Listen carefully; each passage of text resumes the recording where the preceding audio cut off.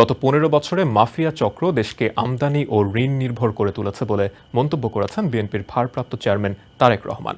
শনিবার বিকেলে রাজধানীর ইঞ্জিনিয়ার্স ইনস্টিটিউশনে জাতীয়তাবাদী টেক্সটাইল অ্যাসোসিয়েশন অব বাংলাদেশ জেটেবের সম্মেলনে তিনি আরও বলেন, অন্তর্বর্তী সরকার কিছু বিষয় নিজেদের মতো জনগণের ওপর চাপিয়ে দিতে চাইছে। এদিকে বিএনপি মহাসচিব মির্জা ফখরুল ইসলাম আলমগীর বলেন, ভোটাধিকার নিশ্চিত হলে জনগণের সাথে এই সরকারের সম্পর্ক জোরালো হবে। সংস্কার শেষ করে নির্বাচন আয়োজন করতে সরকারকে আহ্বান জানান তিনি।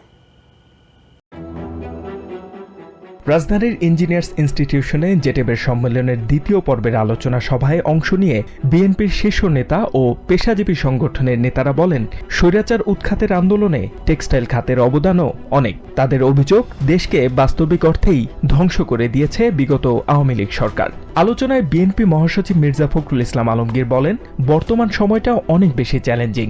সবাইকে ঐক্যবদ্ধভাবে চ্যালেঞ্জ মোকাবেলা করতে হবে। সরকারকে উদ্দেশ্য করে তিনি বলেন, সময় যত বেশি যাবে সমস্যা ততই বাড়বে।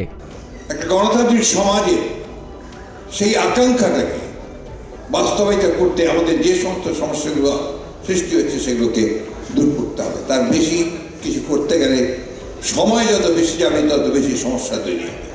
সম্মেলনে প্রধান অতিথি হিসেবে ভার্চুয়ালি যুক্ত ছিলেন বিএনপির ভারপ্রাপ্ত চেয়ারম্যান তারেক রহমান। তিনি বলেন, জনগণের ভাষা বুঝে কাজ করতে হবে অন্তর্বর্তীকালীন সরকারকে।